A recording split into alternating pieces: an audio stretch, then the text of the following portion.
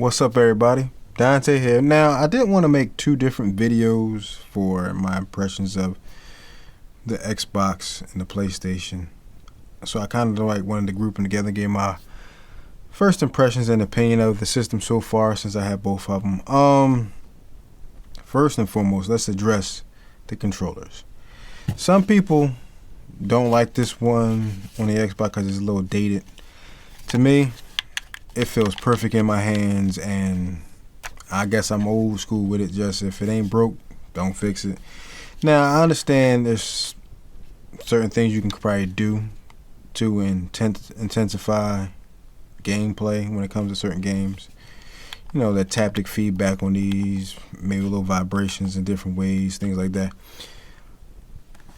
But I just love that controller, and it's comfortable in the hand. Same thing with the PlayStation. I don't really have no issues with the controller overall.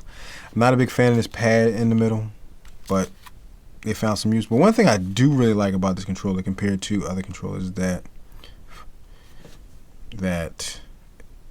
this little speaker here, certain messages, like certain games that you play, and there's like a voice message, it'll play through the controller. I think that is so cool.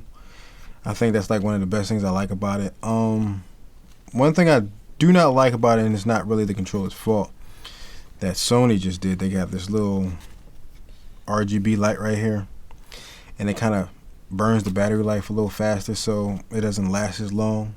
Same thing I had the problem with the PS4 controllers with that big old light they had down there. It's just the battery life on the controller just wouldn't last long because of the RGB lighting that they had. But I kind of like it because certain areas and certain characters you use. So I was playing Devil May Cry with it, and one of the things it does when you play with Dante, it's red around here, and it changes colors during certain parts of the game. And then when you play with Nero, it's blue, and when you play with V, it was purple. That's cool. I think that's pretty nice. And certain games uses these little taptic feedback things, so when it vibrates, it gets tougher, and depending on what you're playing, it gets harder to press this or harder that, depending on what the game actually uses it for. So overall, the controllers are great. No complaints, either one. Depending on who you are as a fan, which one you prefer over the other, to each his own. But one of the things I do want to talk about with these systems is that, like I stated in my unboxings, that these don't come with optical cables so you can plug up to a receiver and get 5.1 surround sound. Now, they do support Dolby Atmos. Now, I don't have a receiver or a whole setup that's suited for Dolby Atmos. So now receivers have Dolby Atmos. Now, I don't know if they use a coaxial cable or an optical cable anymore, so I have to really look into that. But when it comes to Dolby Atmos, I haven't actually heard one, but I've seen videos and the demonstrations of what it's supposed to actually feel like, where in 5.1 surround sound, what I have right here is that you'll hear the sound and it'll travel through the speakers, but it'll kind of be a single channel that just kind of like maneuvers through the other ones, where in Dolby Atmos they put each speaker is one individual channel, and you hear that sound at the time. And plus, when it comes to Dolby Atmos, you got to realize it isn't just 5 or 6 speakers around you.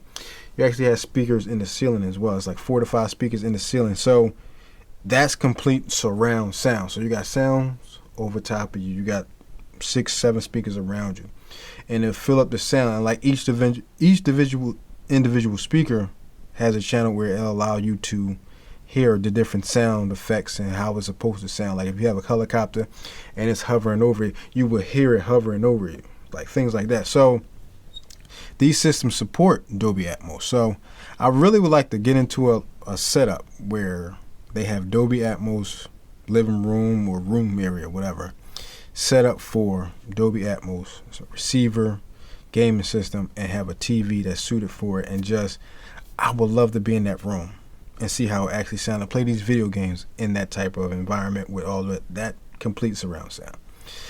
But like I said, they don't come with optical cables, so you can't hook them up to a receiver and get 5.1 at least. Disappointing. That's one of my issues. So I'm playing mostly on sound bars, and I do have the Xbox hooked up to the TV, and it's hooked up to the 5.1 surround sound, so I'm getting 5.1 somewhat. it's working, so I'm not really complaining about it. But it just don't feel the same because I feel like I want that individual line from there to the receiver, so I can, whenever I switch to that channel, it's just that coming out. It's not the TV sound echoing through it. That's just the thing I have, the little issue I have with that. But overall, the gaming selection is real slim. I hope this generation doesn't become the generation of remakes. I didn't mind some remakes or reboots and things like that, so I hope that ain't a big thing with that. But when it comes to the game selection, it's pretty slim.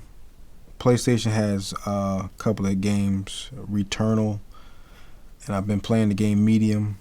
Pretty decent game.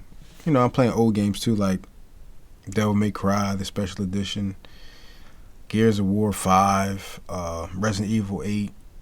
I haven't tested Ghost of Tsushima yet, so I'm still ain't cracked things open. But overall, I like the system so far. One of the problems I have is just the inconvenience of the size of these things. Like the PlayStation is very large, very, very large, and I got it next to my TV stand. It takes up a lot of space, and that's one of the issues I have. These not really compact like the PlayStation Pro was a little bulky, but it was still reasonable as far as size. Like the Xbox One X was very compact and very powerful. What it was. Now this is just like, this is an Xbox. That's what it really is. This is an actual Xbox. It looks like a box. It stands up like one and everything. It's like a box. But I put it behind the TV so it works. A lot of the games I probably will download. The ones I don't too sure about, I'll get the disc for. But the slot's right there, so I ain't got to really maneuver too much to get to the disc drive. And yeah, these designs aren't too flattering in my opinion. Either one of them. I'm not really a fan of either one of these looks, but you try to do something different, try to stand out, and you just try to make it to the branding of whatever you're making, I guess. Now the question probably is, which one do I prefer over the other?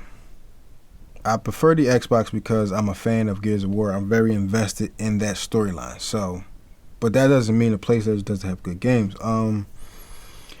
One of the reasons why I got a PlayStation was for God of War.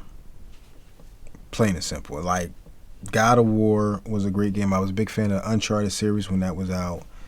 When it comes to first party games, PlayStation is delivering top-notch games. Microsoft has been a little lackluster with that. If you're a fan of Halo and Gears, they really don't disappoint with those two, but I'm not a fan of Halo anymore. Crackdown, the first Crackdown I thought was cool back in the 360 days, but that fell off. Fable ain't nothing. And besides that, they don't really have any exclusive where I'm like, oh, I gotta get the system for that. So hopefully they brought a couple of new developers, so hopefully they can deliver some new first-party titles. I have to wait and see. But one thing I do want to talk about is 4K gaming. Now, I'm used to it already because I did it with previous generations, with the PS4 Pro and Xbox One X. I have 4K systems. I'm playing the Xbox Series X on a 65-inch LCD Sony TV. Looks good, no complaints, works well. I think it's an unfair advantage that I put the PlayStation on an OLED TV, which got the best displays out there, LG OLED. Games look amazing on there. The interface looks amazing on there. And I don't see that halo effect that I do with this LCD right here. So, but when it comes to overall 4K gaming, top notch on both ends. You're not just going to be disappointed with either system when it comes to 4K gaming if you got a 4K TV. So it all really comes down to first party exclusives, and right now it's not really ones that's, the system sellers aren't really out yet, so we have to wait and see what's to come in the future. But I was disappointed that it took me so long to get one. So I finally got one, and I'm got both, one of each, and I'm happy. It really relaxes me and calms me down. It's a very stress reliever for me. I like playing games to calm myself, or if I had a bad day at work, it relieves the stress for me. That's a stress reliever for me. But I only play for about 2 hours a day, so I don't really go crazy spending 4 or 5 hours with a game. I don't do that anymore. It's just 2 hours is good enough for me. But overall, right now, it's nothing really like. There's no system sellers for each system for me. Like, a lot of the games that I got were on the previous generation. So, Medium's the original one, but that's on both. So, there's no system sellers right now for me, in my opinion. But anyone who has the PlayStation or the Xbox, let me know in the comment section. Recommend some games. Ones I probably look past, wouldn't even think twice about. Recommend some games. Let me know in the comment section also if you got 4K gaming, online gaming, whatever you're doing. Let me know. Do you feel like coming from the previous generation to this one, it was a big leap? Or do you just feel like it was a minor upgrade, you just charged me more money for it? Let me know in the comment section. Thank you guys for watching. Hit that like button, subscribe button, and join this community over here to help out and build this channel. Thank you guys for watching this video again. I'll see you guys in my next video. Peace.